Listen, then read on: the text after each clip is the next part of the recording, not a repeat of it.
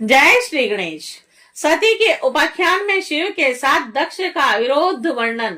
ब्रह्मा जी बोले, हे नारद, पूर्व काल में प्रयाग में एकत्रित हुए समस्त मुनियों तथा महात्माओं का विधि विधान से एक बहुत बड़ा यज्ञ हुआ।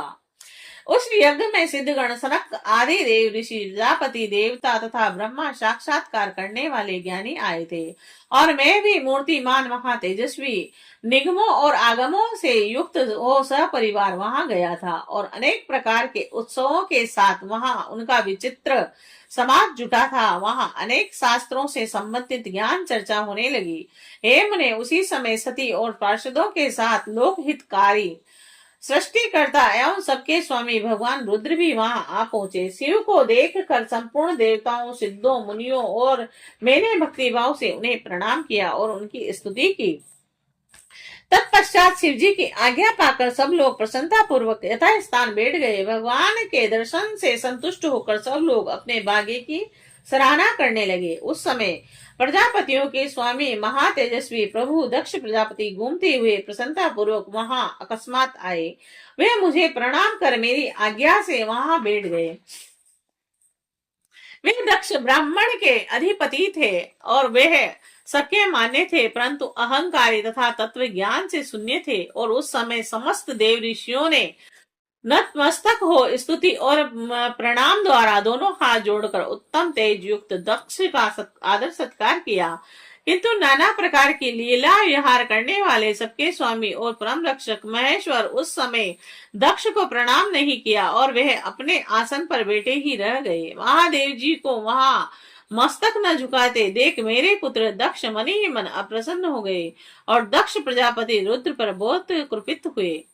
ज्ञान शून्य तथा महान अहंकारी दक्ष महाप्रभु रुद्र को पूर्ण दृष्टि से देखकर सबको सुनाते हुए उच्च स्वर में कहने लगे। दक्ष बोले, हे सब देवता, असुर, श्रेष्ठ ब्राह्मण तथा ऋषि मुझे विशेष रूप से मस्तक झुकाते हैं, परंतु यह जो प्रेतों और पिचासों से गिरा हुआ महामनस्वी है, यह दुष्ट मनुष्य के समान कैसे हो गया? शमशान में निवास करने वाला निर्लज मुझे इस समय प्रणाम क्यों नहीं करता? इसके वेदोक्त क्रम लुप्त हो गए हैं।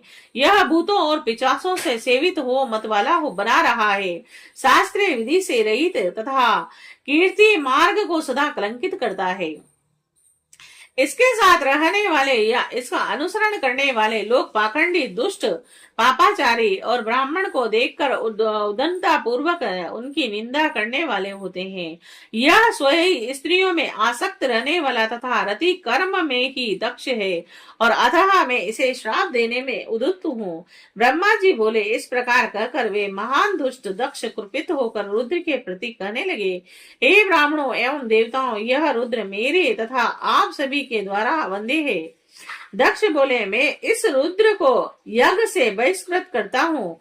यह चारों वर्णों से बाहर शमशान में निवास करने वाला तथा उत्तम कुल और जन्म से हीन है और इसीलिए यह देवताओं के साथ यज्ञ में भाग न पाए। ब्रह्मा जी बोले, हे नारद, दक्ष की कही हुई यह बात सुनकर भृगु आदि बोध से महर्षि रुद्रदेव को दुष्ट मानकर देवताओं के साथ उनकी निंदा करने लगे। और दक्ष की बात सुनकर गणेश्वर नंदी को बड़ा रोष हुआ और उसके नेत्र चंचल हो उठे और वह दक्ष को श्राप देने के विचार से तुरंत इस प्रकार कहने लगे। नंदीश्वर बोले, हे सट महामूढ़, हे दुष्ट बुद्धि दक्ष, तुमने मेरे स्वामी महेश्वर को यज्ञ से बहिष्कृत क्यों किया? इसके स्मरण मात्र से यज्ञ सफल हो और तीर्थ पवित्र हो जाते हैं। उन्हें महादेव जी को तुमने श्राप कैसे दे दिया? हे दुर्बुद्धि दक्ष, तुमने ब्राह्मण जाति की चपलता से प्रेरित हो इन निर्दोष महाप्रभु रुद्रदेव को व्यर्थ ही श्राप दिया और इनका उपहास किया है। ये ब्राह्मण धर्म जिन्होंने इस जगत की सृष्टि की और जो इसका पालन करते हैं और अंत में इनके द्वारा इसका संहार होता है, उन्हीं महेश्वर रुद्र को तूने श्राप कैसे दिया?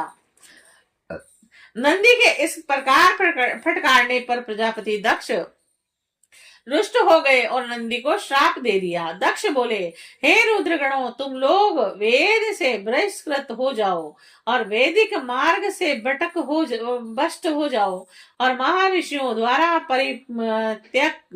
परित्याग हो जाओ और पाखंडवाद में लग जाओ और शिष्टाचार से दूर रहो। सिर पर जटा और शरीर में बसम और हड्डियों के आभूषण धारण करो और मद्यपान में आसक्त रहो। ब्रह्मा जी बोले, जब दक्ष ने शिव गणों को इस प्रकार श्राप दिया, तब उस श्राप को सुनकर शिव भक्त नंदी अत्यंत रोष में भर गए और शिलांद के पुत्र शिव प्रिय तेजस्वी नंदी गर्व से भरे हुए मां दुष्ट दक्ष को तत्काल इस प्रकार उत्तर देने लगे।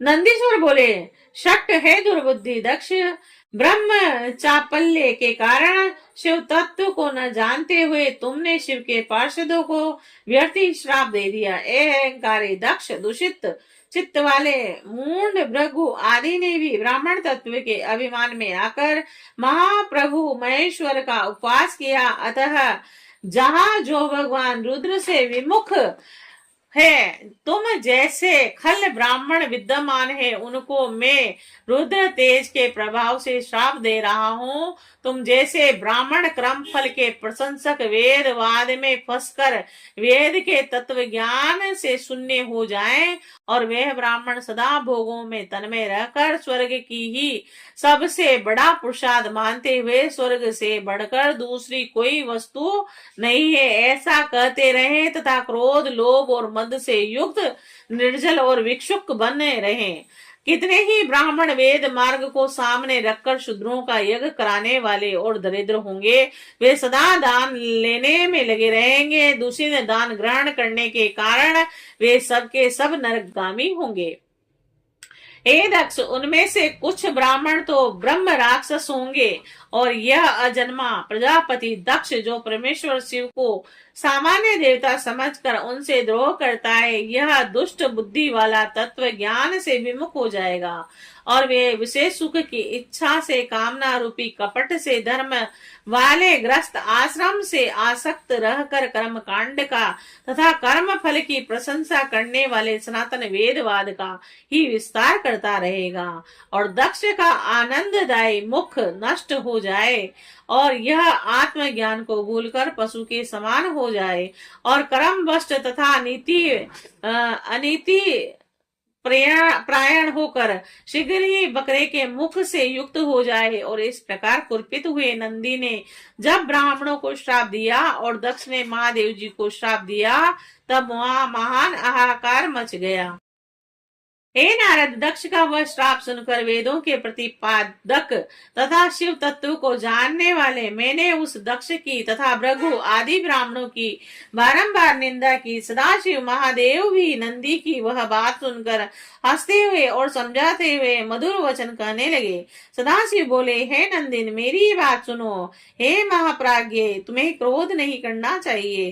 तुमने ब्रह्म से यह समझकर कि मुझे श्राप दिया गया है, व्यर्थ में ही ब्राह्मण कुल को श्राप दे डाला।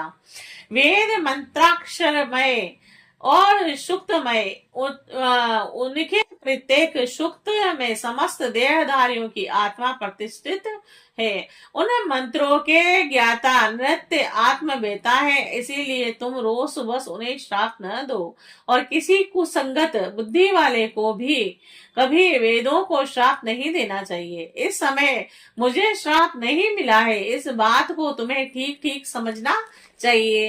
हे महामते, तुम तो सनकादि को भी तत्व ज्ञान का उपदेश देने वाले हो, अतः शांत हो जाओ। मैं ही यज्ञ हूँ, मैं ही यज्ञ क्रम हूँ और यज्ञों के अंग भी मैं ही हूँ, यज्ञ की आत्मा भी मैं ही हूँ, यज्ञ प्रायण यजमान भी मैं ही हूँ और यज्ञ से बहिष्कृत भी मैं ही हूँ। और यह यज्ञ कौन है, तुम कौन हो, यह कौन है, वास्तव में यह सब मैं ही हूँ और तुम अपनी बुद्धि से इस बात का विचार करो। तुमने ब्राह्मण को व्यर्थ ही श्राप दिया और हे महामते, हे नंदिन, तुम तत्व ज्ञान के द्वारा प्रपंच रचना को दूर करके विवेक प्रायण स्वस्थ तथा क्रोध आदि से रहित हो जाओ। ब्रह्मा जी बोले, इस प्रकार भगवान शिव द्वारा समझाए जाने पर वे नंदी ब्रह्म ज्ञान से युक्त और क्रोध रहित होकर शांत हो गए। वे भगवान शिव भी अपने प्राण प्रिय गण नंदी को बोध प्रदान करके गणों सहित वहां से प्रसन्नता पूर्वक अपने स्थान को चले गए। और इधर रोष से युक्त दक्ष भी चित्त में शिव के प्रति द्रोह युक्त होकर ब्राह्मण के साथ अपने स्थान को लौट गए। उस समय रुद्र को श्राप दिए जाने की घटना का स्मरण करके दक्ष सदा महान रोष से भरे रहते थे और मूर्ख बुद्धि वाले वह शिव के प्रति श्रद्धा को त्याग कर शिव पूजन को की निंदा करने लगे। और हे तात, इस प्रकार परमात्मा शंभु के साथ दुर्व्यवहार करके दक्ष ने अपनी जिस दुष्ट बुद्धि का परिचय दिया था वह मैंने आपको बता दिया। अब उनकी और बड़ी दुर्बुद्धि के विषय में सुनिए, मैं बता रहा हूँ। श्री शिवाय नमस्तुभ्यम।